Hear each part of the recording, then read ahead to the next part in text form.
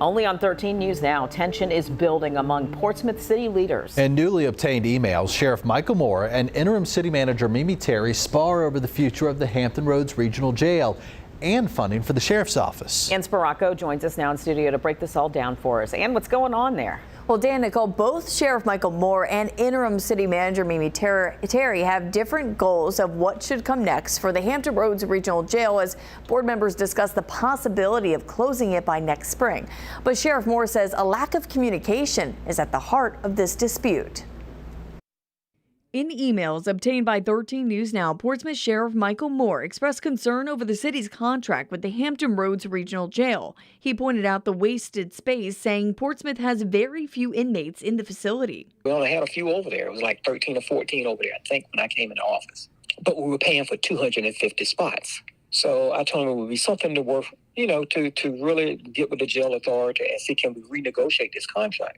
In an email to Mimi Terry, who is serving as interim city manager, Moore said city leaders could save millions of dollars if they close the contract with the regional jail.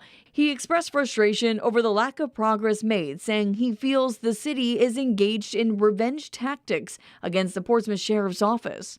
In response to those concerns, Mimi Terry wrote to 13 News Now saying, in part, the sheriff has decided not to send Portsmouth inmates to the regional jail. The city is obligated to continue to pay for unutilized beds and spaces, which is the sheriff's decision.